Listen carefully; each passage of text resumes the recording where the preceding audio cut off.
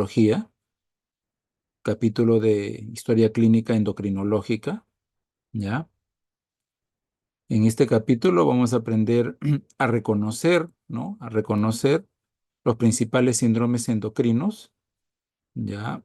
Eh, Vamos a aprender también algunos términos que usamos en endocrinología, al término de hiperfunción, hipofunción, eje primario, eje secundario, eje terciario, ¿no? ¿Qué caracteriza la clínica del paciente endocrino, ¿no? ¿Qué enfermedades endocrinos suelen asociarse? Que a veces el paciente no solo tiene una enfermedad endocrina, sino a veces tiene dos o tres. Entonces, todo eso vamos a aprender en este capítulo, ¿ya? Ustedes en la práctica hospitalaria, ¿no? Van a encontrar que abundan los pacientes diabéticos, los pacientes hipotiroideos, algunos hipertiroideos, los pacientes con problemas de la suprarrenal, muchas veces secundarios o a veces primarios, ¿no? A veces por el efecto de estar recibiendo corticoides. De vez en cuando se hospitalizan pacientes con algún problema hipofisiario, ¿ya? Entonces, este capítulo nos va a permitir, ¿no? Reconocer algunos, algunos síndromes muy importantes, ¿no? En la clínica. Cada uno de ustedes con su profesor de teoría para las siguientes teorías y su profesor de práctica van a poder a reconocer este tipo de pacientes. ¿Ya? Entonces voy a poner pantalla completa para seguir con la clase, ¿no? Si hay algún problema en que no se ve alguna diapositiva de la transparencia, me pasan la voz. ¿Ya, chicos?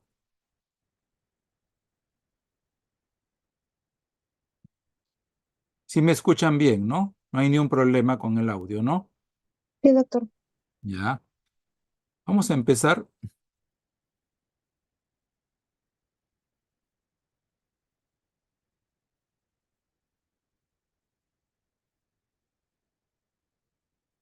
Aquí en esta imagen, bueno, se reflejan todas las glándulas endocrinas, ¿sí? Especialmente la de la hipófisis, ¿no? Tenemos acá de la hipófisis, ¿no? En la parte superior, ¿no? El hipotálamo, la glándula tiroides, ¿sí?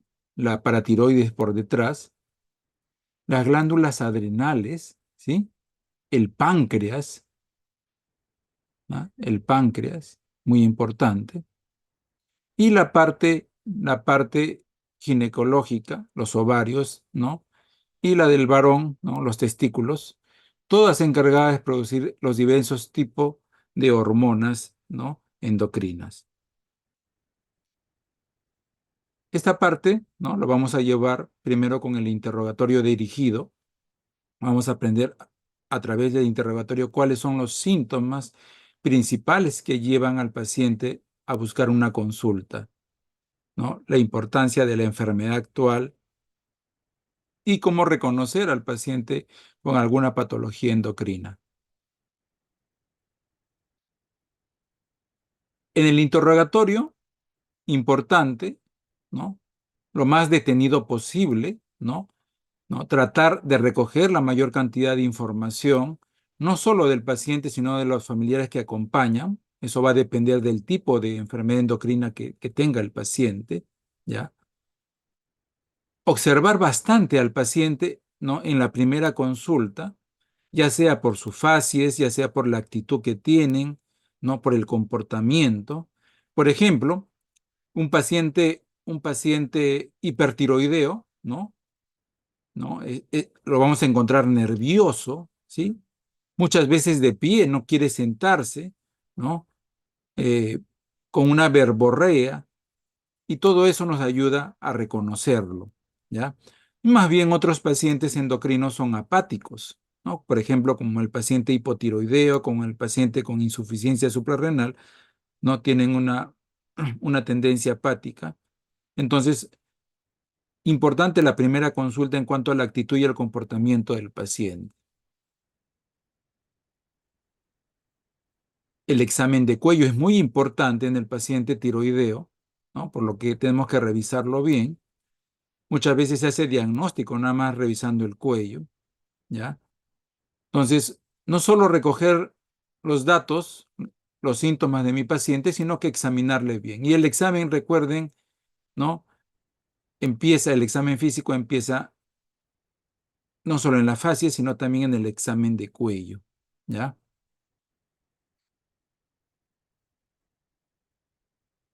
El paciente hipertiroideo, ¿no? Vamos a ver algunas características generales, ¿no? Para adentrarnos un poquito más en esta teoría.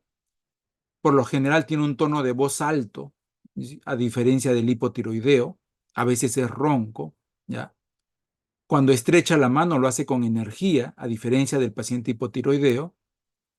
Eso sí, tiene mucha verborrea, responde las preguntas atropelladamente, da muchos detalles, ¿no? Hace muchos gestos el paciente, ¿ya?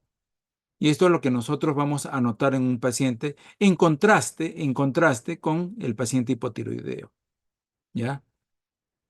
Los pacientes, por ejemplo, con insuficiencia suprarrenal, cuando vienen a la primera consulta, se les nota muy preocupados por los cambios de coloración que han tenido en los últimos años en su piel o en los últimos meses, ¿ya?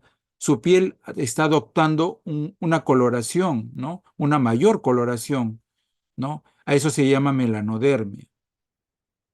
Y lo otro que los trae y que les preocupa es la astemia, ¿ya? Se levantan muy cansados, ¿no? Y todo el resto del día están así, ¿ya?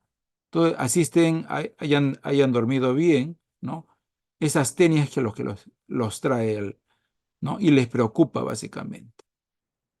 Una de las características de los síntomas del paciente endocrino es los cambios en la voz, ¿ya? Y eso hay que notarlo. Hoy día le decía a mi grupo de práctica, ¿no? Que son tres características en cuanto a los síntomas del paciente endocrino.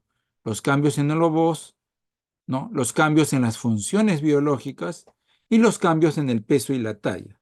Entonces, en esos tres aspectos, ¿no? Se resume todo el paciente endocrino en cuanto a sus síntomas, ¿no?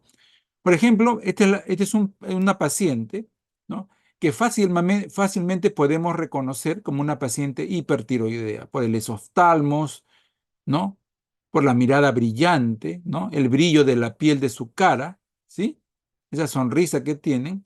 En el cuello se vamos a notar, si hacemos hiperextender el cuello en el paciente, vamos a notar, ¿no? En algunos pacientes, por ejemplo, en los Graves Basedow, encontramos el bocio característico, ¿no? El bocio característico,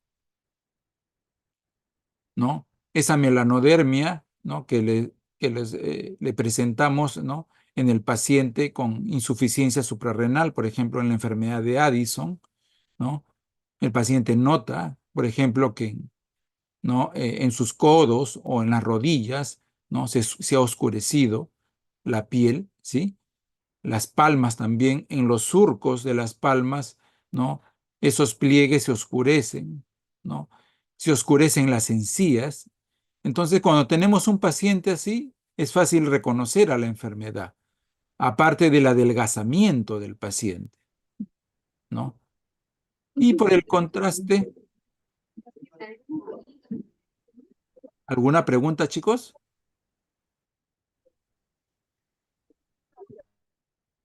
¿Alguna duda?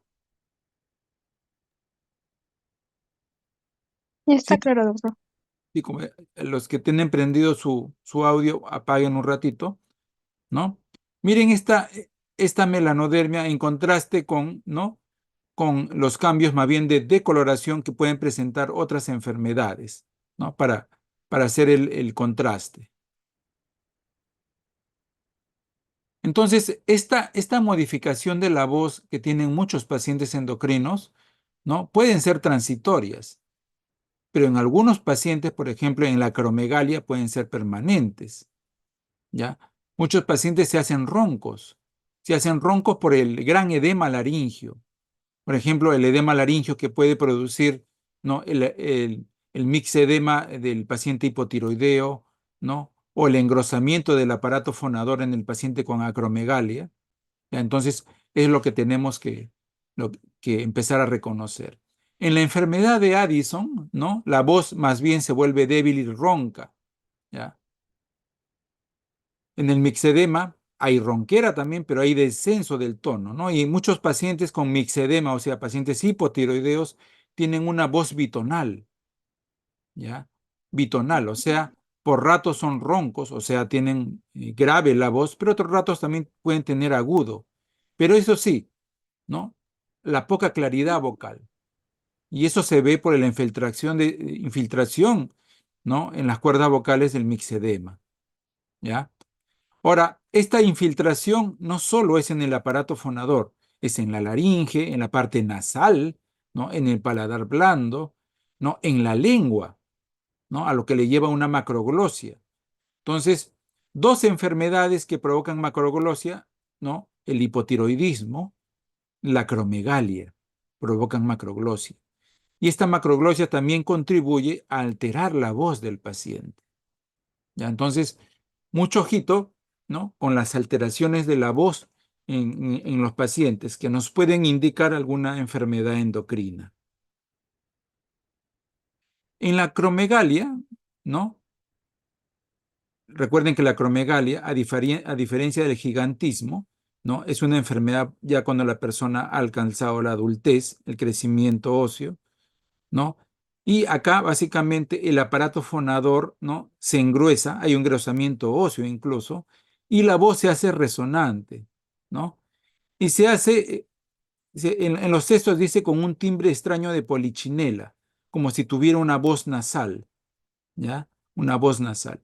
Esta polichinela es, bueno, en el siglo pasado, ¿no? Muchas personas que hacían show artístico en las calles para vender sus productos, no utilizaban esta voz, una voz nasal. A eso se le llama polichinela, ¿no? Y este paciente con acromegalia, que aparte también tiene macroglosia, puede alterar su voz, ¿ya?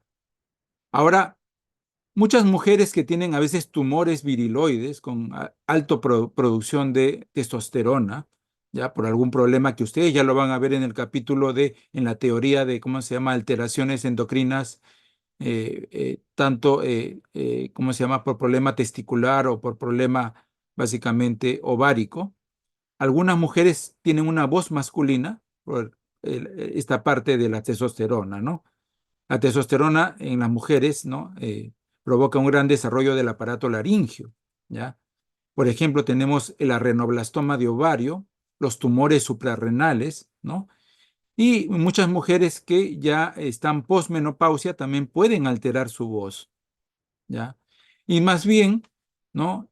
En el varón que tiene insuficiencia testicular, o sea, insuficiencia gonadal, puede tener una voz eunucoide, ¿no? Como la de un niño. Es un adulto, pero puede tener como la voz de un niño. Eso se llama voz eunucoide, ¿ya?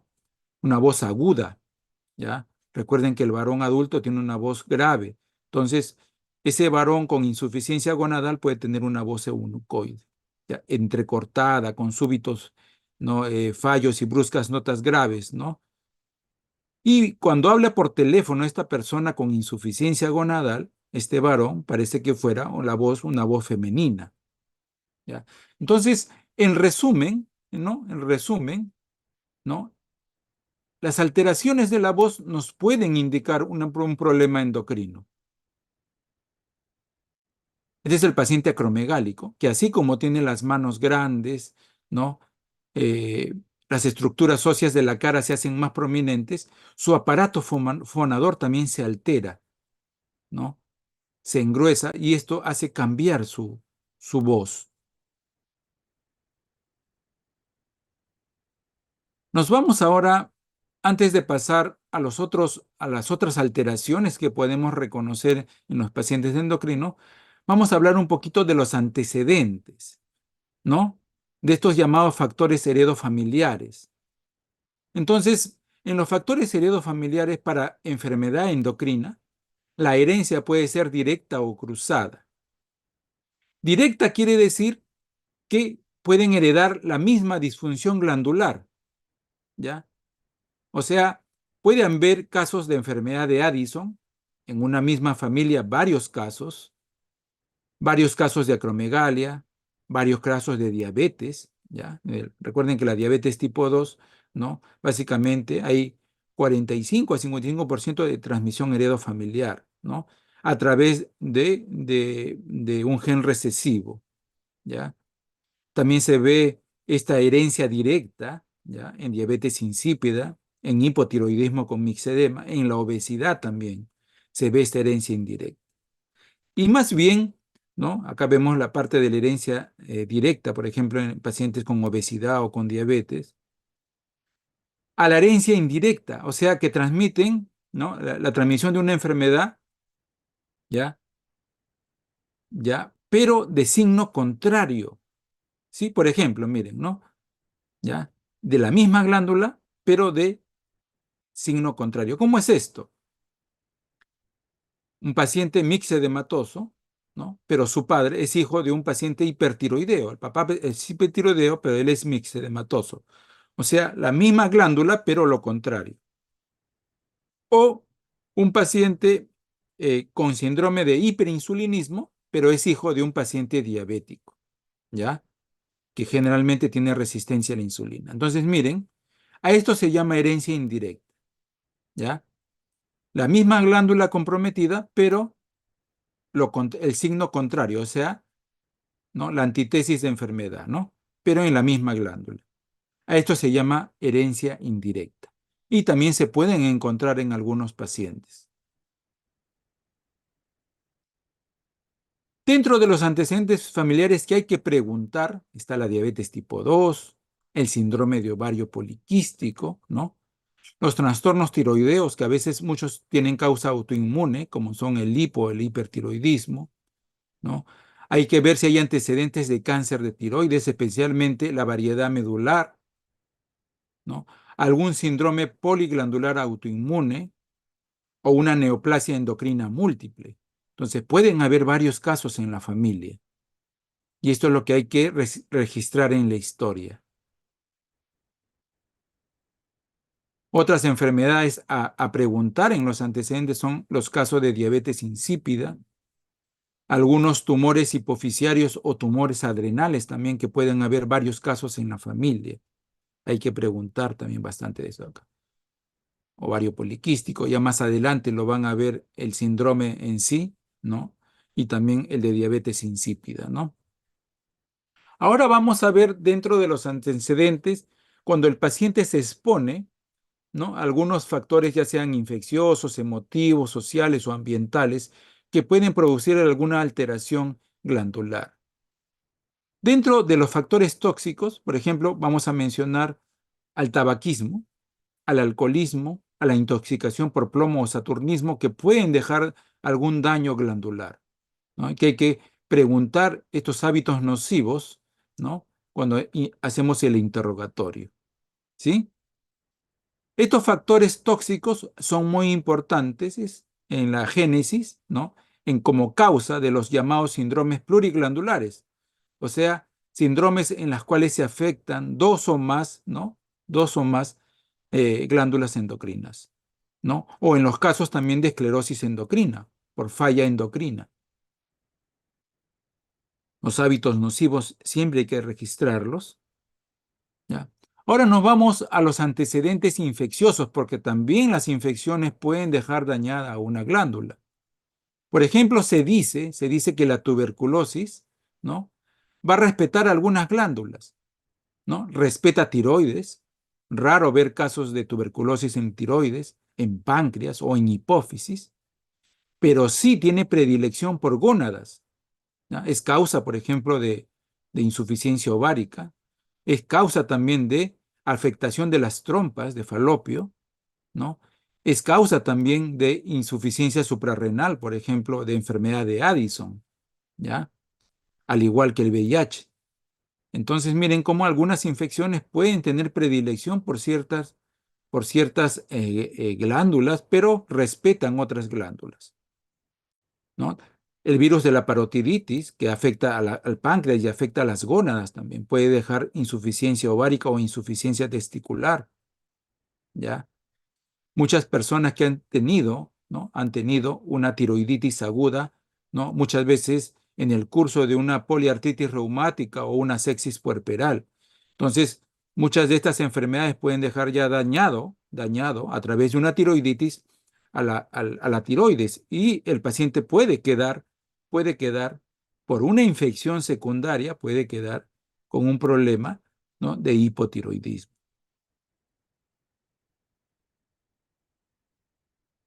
A veces los pacientes desarrollan, ¿sí? Desarrollan, ¿no? alguna alteración endocrina en el curso de un factor estresante, ¿sí? Pero recuerden que este factor estresante se vuelve como desencadenante en un paciente que ya tiene predisposición genética, ¿ya? Por ejemplo, un fuerte estrés, ¿no? ¿No? En un paciente puede desarrollar diabetes, ¿no? En un paciente que ya tiene a sus padres diabéticos. Sus padres, sí, es hijo de padres diabéticos. Pero un fuerte estrés puede ser el desencadenante de que el paciente genere diabetes. ¿Ya? Esto es muy importante. Ahora se ha puesto, por ejemplo, también, ¿no? El hipertiroidismo, la enfermedad de Graves, ¿sí? ¿No? Con cierta frecuencia, ¿no? En pacientes con astenia o longilíneos, ¿no? O con algún estigma evidente de algún desequilibrio neurovegetativo. ¿Ya? Es importante. Ahora, algunas endocrinopatías, por ejemplo, ya sea una diabetes, un hipertiroidismo, se pueden alterar, ¿ya? Se pueden alterar, ¿sí? ¿No? En el curso de alguna alteración afectiva o emotiva o un problema familiar, ¿sí? Pueden alterarse su curso. Esto es importante. Entonces, miren que los factores emotivos, los factores infecciosos, ¿no? Los factores tóxicos pueden alterar a las glándulas, ¿ya? Ahora, es cierto, si un paciente ha crecido en un sitio donde la alimentación es pobre, ¿ya? Puede desarrollar un problema endocrino, ¿no? Casos, por ejemplo, en el mundo tenemos de zonas, ¿no? de bastante pobreza, donde básicamente hay bocio endémico porque la sal, ¿no? La sal que se consume en esos lugares no tiene yodo, ¿ya? Hay déficit de yodo en la dieta del paciente. Y acá en nuestro país hay zonas de Huancavelica que son bien pobres, zonas de Cajamarca bien pobres. Yo me acuerdo haber hecho mi serún en Cajamarca y hay varias zonas con bocio endémico allá en Cajamarca, ¿sí? Entonces eso es algo muy importante, ¿no? Esta parte ambiental, ¿no? El hipertiroidismo de los lactantes también se puede observar, ¿ya? El síndrome de Sheehan, por ejemplo, que se presenta en pacientes con partos con hemorragias masivas, ¿ya? O sea, algún cuadro, ¿no? que ha tenido mi paciente, puede ser, ¿no? Alguna condición, ¿no? que puede haber dejado dañado alguna glándula. Por ejemplo, muchas veces eh, mujeres desarrollan esta obesidad, ¿no? Que desarrollan ya una obesidad ya continua, ¿no? Eh, Durante el embarazo han tenido un apetito voraz, ¿no? O en el puerperio inmediato y ya quedan obesas, ¿ya? A lo que le llaman obesidad materna de Sheldon. Entonces, miren cómo los factores ambientales también contribuyen a la alteración endocrina. Es una foto de una población africana, ¿no? En zona bociógena, ¿sí? Bocio endémico. Y miren cómo la mayoría, ¿sí? La mayoría de los integrantes de esta comunidad tienen, ¿no? Tienen este bocio, ¿no? Un bocio grande, ¿no? Gigante, ¿no? ¿Sí? Y así hay muchas zonas del África, muchas zonas de Asia también que tienen bocio endémico. Otros factores de riesgo, ¿no? La obesidad, el tener obesidad en cualquiera de sus, ¿cómo se llama? De sus grados, desde la obesidad leve a la obesidad severa, incrementa el riesgo de diabetes, ¿ya? Y mucho peor si el paciente tiene antecedente de diabetes en la familia, ¿no? ¿Ya? Otros factores ambientales, persona que, ¿no? Por ejemplo, ha tenido un cáncer, digamos, de pulmón y ha recibido radioterapia, pero cuando recibe radioterapia tiene que tener un protector, ¿no? En el cuello para que no deje dañado la tiroides, ¿no? Entonces, la irradiación en el cuello, en personas que no han recibido una protección de cuello, cuando recibió radioterapia, por ejemplo, por algún cáncer, ¿no? Esto incrementa el riesgo de cáncer de tiroides, ya, la radioterapia.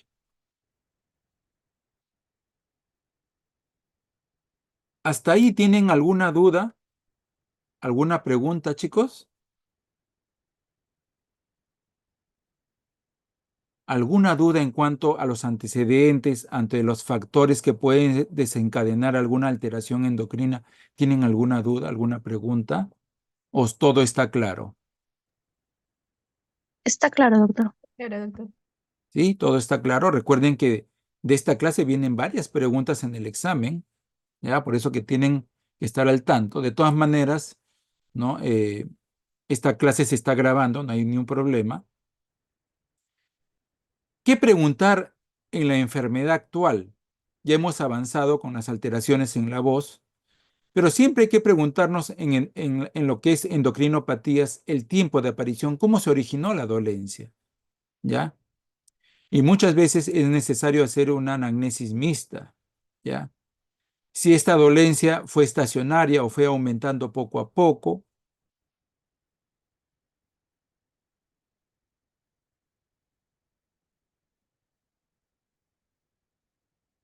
que fue el motivo que trajo al paciente a la consulta, fue la familia lo trajo por alguna anomalía morfológica, ¿sí? Una deformación ósea, una baja talla. ¿Por qué lo trajo? Lo trajo por un exceso de apetito, por ejemplo, en la bulimia. Lo trajo por exceso de C, por ejemplo, una diabetes mellitus, una diabetes insípida. Lo trajo por cambios en la coloración, vino por cambios en por un Addison, un hipopituitarismo, una insuficiencia gonadal. ¿Por qué lo trajo? Lo trajo porque tiene una astenia inexplicada, como en el caso del Addison, de la insuficiencia hipoficiaria, de la insuficiencia tiroidea. El paciente vino por pérdida de la potencia o del interés sexual, por alguna de esas vino, ¿ya? Otra de las cosas que puede traer al paciente a la consulta endocrina son las alteraciones de las funciones biológicas, el sueño, la sed, la orina, ¿no? El peso. Todas esas cositas pueden traer al paciente, ¿no? Trastornos del apetito, el apetito voraz, ¿no? En la diabetes, o el apetito voraz en un síndrome de Cushing, ¿no? En un hipertiroidismo. El trastorno de la C, por ejemplo, la polidixia, ¿no? En la diabetes insípida o en la diabetes mellitus, ¿no? La poliuria en la diabetes, ¿ya? Los trastornos del sueño, la hipersomnia, o sea, la somnolencia en el paciente, por ejemplo, hipotiroideo, o en el paciente con Addison, ¿no? Los trastornos en las heces, la diarrea en el paciente en el paciente con hipertiroidismo, o el estreñimiento, ¿no? En el paciente con hipotiroidismo. Los trastornos en el peso, por ejemplo, la ganancia de peso, ¿no? En el paciente hipotiroideo, o la pérdida de peso en el Addison, la pérdida de peso en el paciente hipertiroideo. Entonces, miren, así como las alteraciones en la voz pueden traer a mi paciente endocrino a la consulta, ¿no? Los trastornos, ¿no? En las funciones biológicas también lo pueden traer, ¿ya?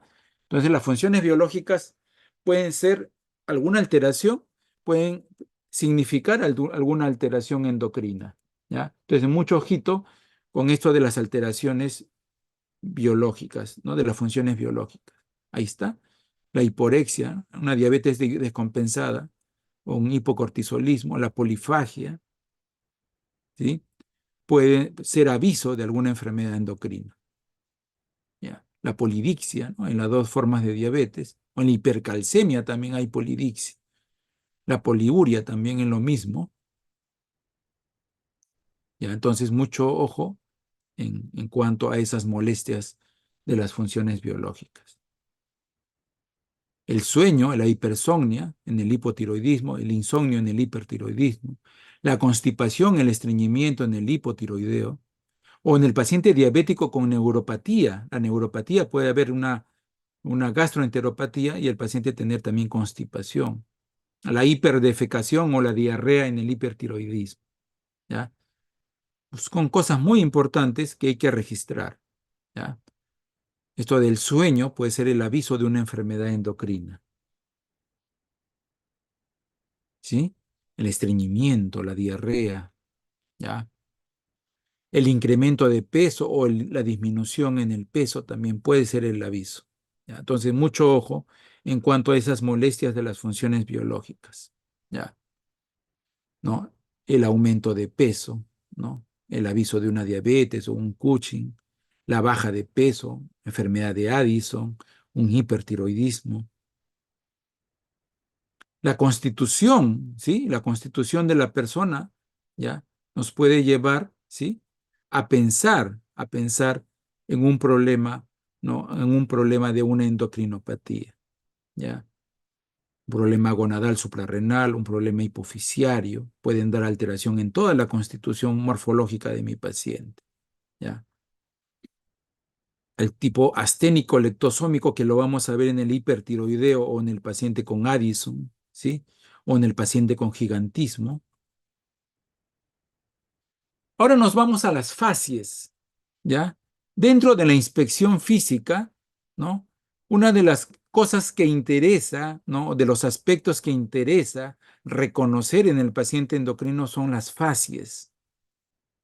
La llamada facies hipertiroidea, ¿ya? ¿Sí? El esoftalmos con retracción palpebral, la mirada fija, con expresión de sorpresa o susto, ¿ya? A lo que le llaman facies trágica, ¿ya? ¿No? Todo contrario a las facies mixedematosa, con piel seca, gruesa, amarillenta, ¿sí? La cara ancha o redonda, los párpados abultados, la hendidura palpebral estrecha, la mirada apagada, la nariz ancha, los labios gruesos, muchas veces la boca entreabierta de las facies mixedematosa, ¿ya? Las fases viriloide en la mujer, ¿sí? A veces se nota en una mujer, a veces por administración prolongada de esteroides anabolizantes, muchas mujeres que acuden al gimnasio y toman esto de acá para aumentar su masa muscular, ¿sí? O tener a veces, por ejemplo, un tumor productor de testosterona, puede haber crecimiento excesivo en el vello de la cara y puede ser fácilmente reconocido, ¿no? ¿Ya? El hipotiroidismo, miren, ¿sí? La facies hipotiroidea contraria mucho a la enfermedad de Graves, la palidez del paciente hipotiroideo, ¿no? La facies redonda, el paciente con Graves, ¿no? Con hipertiroidismo, su esoftalmos, la mirada como de sorpresa, ¿no? El brillo de la cara, ¿no? Este no es acromegalia, acá hay un error, este es un paciente con Cushing, ¿sí? Miren la rubicundez de la cara, ¿ya? El cuello corto, ensanchado, ¿ya? Y muchas veces las cejas abultadas, ¿no? La jiba que tiene en el cuello cuando es visto de perfil, ¿no? La facies cuchingoide, esta facies de luna llena. Se dice también que existe una facies diabética, ¿ya? Diabética, ¿no? Pero esto es un poquito discutido, ¿no? Porque hay diabéticos que muchas veces pasan desapercibidos. La facies cretínica con el hipotiroidismo se llama cretinismo cuando el hipotiroidismo es congénito, ¿ya? Y se observa muchas veces al paciente con signos como de retardo mental, ¿ya? La facies addisoniana, ¿no? La cara adelgazada y a veces con pigmentación. La facies virilizante que adoptan algunas mujeres con exceso de vello. La facies addisoniana con un adelgazamiento, ¿no? En la cara, rasgos finos, y por la zona de la frente, miren algunas hiperpigmentaciones, ¿sí? ¿No? Acá también, que hace recordar al melasma que hacen algunas gestantes. pero se ve cambios en la coloración de la piel. Entonces, las facies son otras cosas, otros aspectos del examen físico que tenemos que reconocer en nuestro paciente, ¿ya? La facies es algo muy importante. La talla. Recuerden que el tercer aspecto, luego de la voz, luego de la alteración de las funciones biológicas, tenemos las variaciones en la talla y en el peso, ¿ya? Que nos permiten a veces, ¿no?, reconocer a un paciente con algún problema endocrino, ¿ya? Hay gigantismo verdadero, hay gigantismo, o sea, gigantismo verdadero se llama al que no tiene alteración en una parte del eje hipoficiario, ¿no? O sea, ya es por genética, por herencia de los padres altos de talla alta, ¿no? Gigantismo verdadero. Ahora puede ser un gigantismo hipoficiario por aumento de la hormona de crecimiento, ¿ya? Así como hay gigantismo, también puede haber un problema de enanismo, ¿no? Se le llama enanismo a esa talla por debajo de 1,30 m en varones o de 1,20 m en mujeres, ¿ya? Tenemos acá, ¿no? Vamos a tener a una persona de talla normal, digamos 1,70 m, ¿sí? Y a una persona con gigantismo, bueno, con gigantismo, ¿ya? Acá se ven las dos contrapartes, el paciente con enanismo hipoficiario y un paciente con gigantismo hipoficiario, ¿sí? La contraparte, ¿no? Que muchas veces también son motivos de consulta, porque la familia lo trae por esas alteraciones morfológicas, ¿ya? Y la investigación, así como investigamos la talla, también investigamos el peso, ¿ya? Muchos consultorios externos de endocrino y también en salas de hospitalización endocrina tienen una balanza, ¿no? Para ver lo del peso, ¿ya? ¿No? En el peso uno puede registrar la presencia de obesidad, ¿sí? La obesidad. Muchas veces la persona sube de peso, a veces, ¿no? A veces sube de peso, ¿no?, a determinada edad. A veces puede ser una obesidad en la pubertad o puede ser una obesidad, ¿no?, luego de alcanzado el climaterio. Entonces, miren, utilizamos para lo que es la clasificación, ¿no?, de las alteraciones del peso, en lo que es el índice de masa corporal, peso sobre talla al cuadrado, ¿no? Entonces, la gran mayoría de nosotros, ¿no?, nos encontramos, ustedes, ¿no?, jóvenes, ¿no?, se encuentran en un peso normal, en un índice de masa corporal entre 18,5 y 24,9, y los de la obesidad entre 25 a 29,9, y a partir de 30 hablamos de obesidad, ¿sí?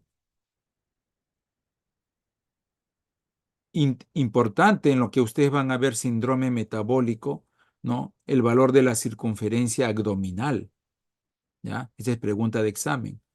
En el síndrome metabólico, el valor de la circunferencia abdominal, ¿no? Menos de 95 centímetros es lo normal. Riesgo alto, ¿no?, de obesidad en aquellas personas que tienen 95 a 102 para hombres y mayor de 102 centímetros, riesgo muy alto, ¿no?, de la circunferencia abdominal. Y acá todos estos valores para la mujer.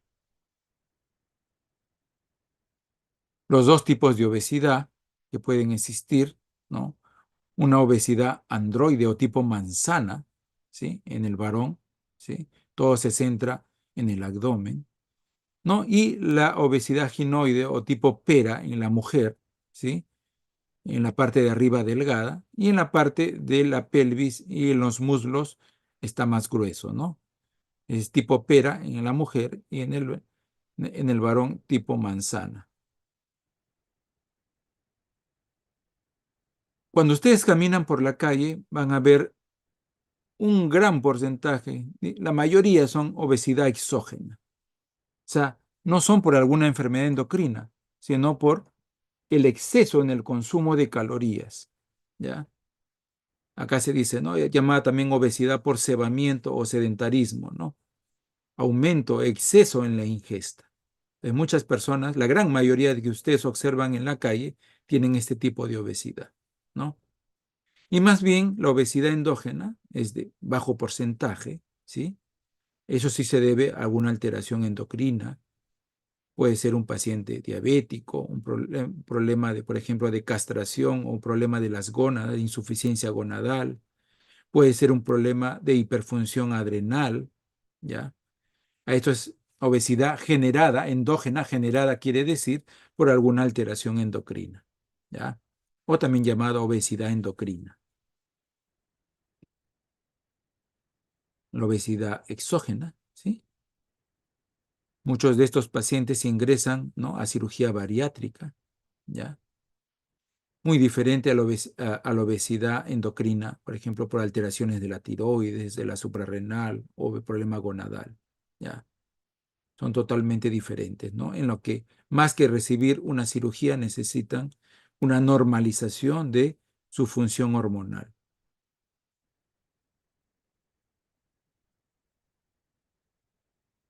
El peso también puede ir al otro extremo, en la delgadez, ¿sí? Esa delgadez puede ser por alimentación incorrecta, por una enfermedad endocrina que lo está adelgazando, una insuficiencia suprarrenal, un hipertiroidismo, ¿sí? Lo puede estar adelgazando, ¿no? O por su mismo estado constitucional, a veces es herencia de los padres, ¿no? Entonces puede ser una alteración. ¿Ya? Miren acá, ¿sí? Una persona, ¿no?, que tiene, por ejemplo, en una enfermedad de Addison, por ejemplo, ¿no? Normal, de color normal, y en el Addison, ¿no?, se oscurece, ¿no?, se adelgaza, ¿no?, se vuelve pálido, ¿no?, y le cuesta muchas veces, ¿no?, salir de la casa para poder comunicarse, ¿no?, para poder, incluso a veces la familia es la que lo trae a consulta. Chicos, esa es la clase de historia clínica endocrina, ¿no?, que quería hacerles llegar. ¿Tienen alguna duda, alguna pregunta?